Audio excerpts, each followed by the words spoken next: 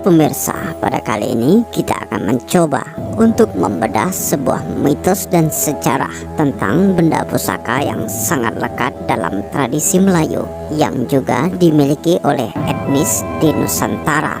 Pembahasan kali ini kami himpun dari berbagai sumber yang ada di jagat maya serta riset di lapangan. Selamat menyaksikan.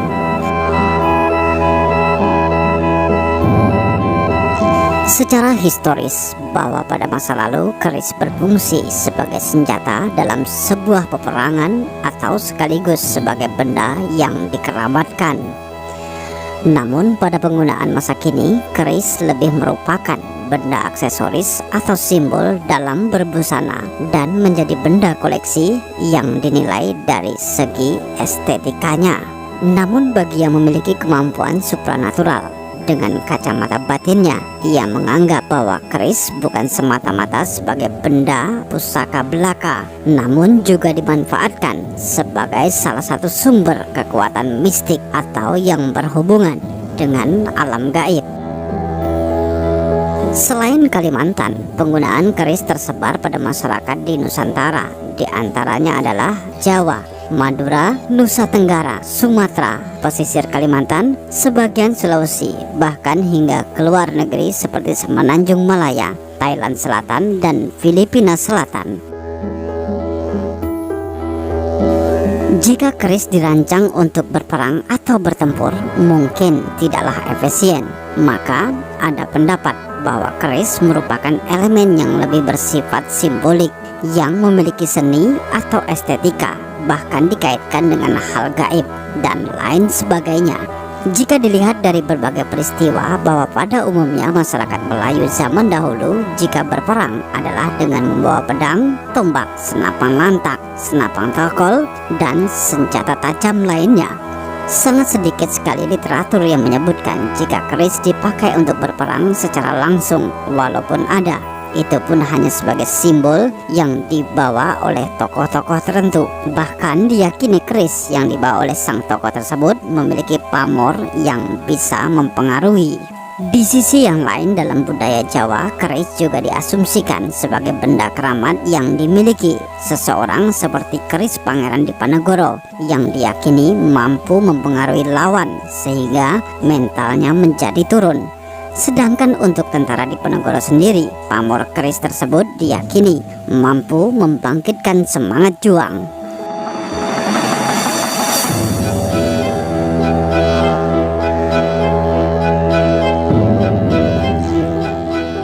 Tradisi maritim masyarakat Nusantara sangatlah berpengaruh, di mana dalam kehidupan maritim sangat keras dan memiliki dominasi, sehingga etnik Melayu dan Bugis yang banyak sebagai salah satu suku yang dominan di laut kerap membiasakan diri membawa keris kemanapun mereka berada.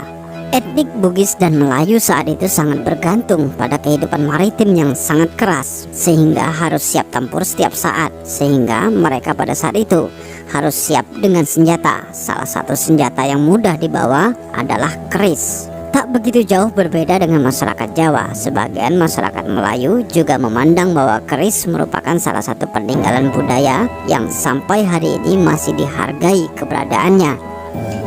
Keris masih tetap dipandang sebagai bagian dari bentuk budaya yang sangat berharga dan mendapat tempat yang istimewa. Karena itulah hingga hari ini masyarakat Melayu masih sangat mengenal apa yang disebut dengan nama keris Melayu. Kepercayaan akan kesaktian keris ini mulai berkembang berkat kisah-kisah legenda pada masa lalu, seperti misalnya mengenai kisah keris Empu Gandring yang dituangkan dalam serat para raton, dan kisah tentang keris Selim Bayo dari kerajaan Melayu Landak, Kalimantan Barat pada masa lalu.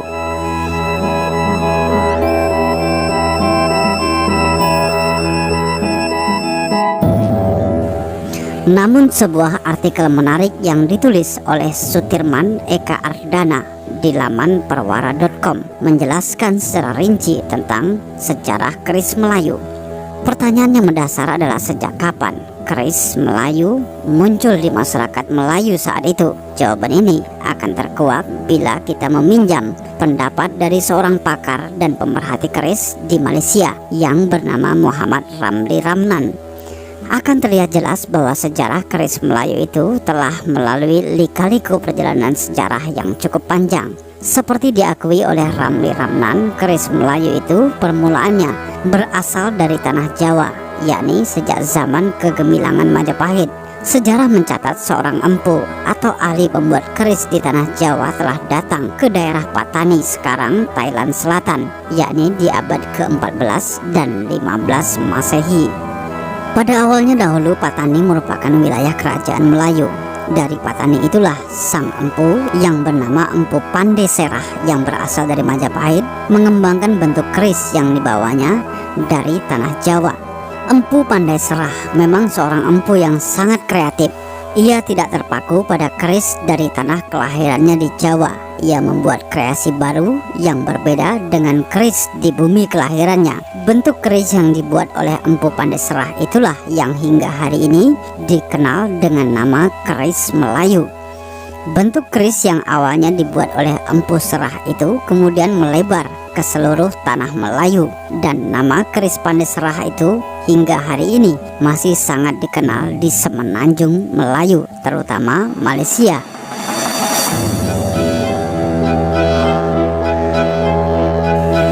Sejak pertama kali dikenalkan oleh Empu Pandai Serah, bentuk-bentuk keris Melayu pun terus berkembang dari masa ke masa.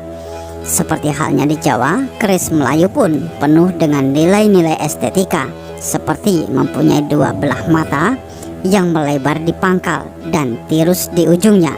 Mata kerisnya lurus dan berlok dengan keindahan pamor serta hulu yang indah serta menarik. Demikian pula sarung keris juga penuh dengan nilai estetika. Para pewaris Empu Pandai Serah bermunculan. Salah seorang di antaranya bernama Sang Guna yang merupakan empu pertama di zaman Sultan Muhammad Shah Melaka. Sang Guna telah membuat keris tempa panjang berukuran 3 jengkal. Hulu keris Melayu rata-rata berukuran sekitar 15 cm. Bentuknya membengkok di bagian tengahnya. Kebanyakan hulu keris Melayu diukir dengan ukiran tangan penuh nilai estetika Melayu. Hulu keris itu biasanya dibuat dari kayu atau akar pohon, seperti pohon kemuning, kayu lebang, kayu hitam, dan lain sebagainya. Selain dari kayu atau akar pohon, hulu keris Melayu juga ada dibuat dari gading gajah, tanduk, gigi ikan paus, emas, perak, besi, dan lainnya. Hulu keris Melayu juga punya berbagai nama, seperti hulu anak ayam telang, anak ayam sejuk, Jawa demam, kakak tua, tapak kuda, dan pekaka. Kemudian motif ragam hias di hulu keris Melayu juga beraneka macam ragam, seperti bermotifkan bunga timbul, awan larat, bunga tebuk, ketam guri, bentuk fauna, dan lain sebagainya.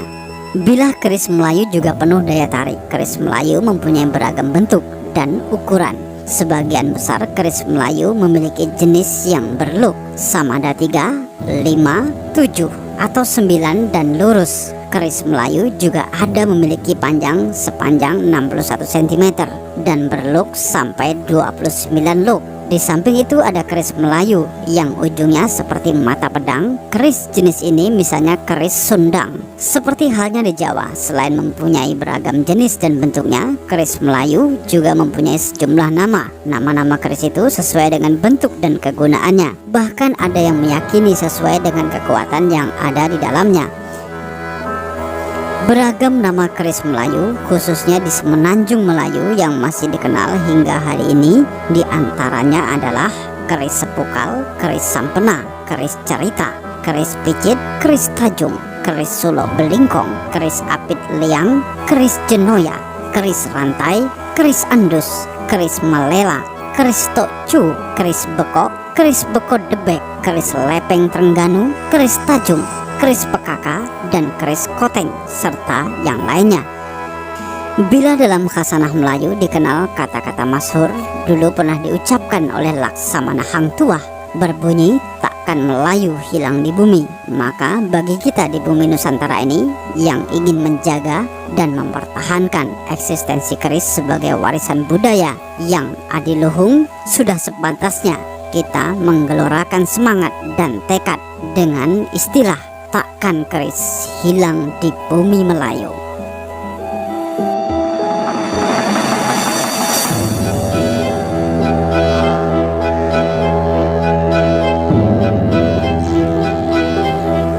pembahasan mengenai sejarah dan legenda keris Melayu yang penuh dengan lika-liku perjalanannya. Semoga sajian kami ini bermanfaat bagi kita semua. Jangan lupa like dan subscribe channel Kolima Malaya.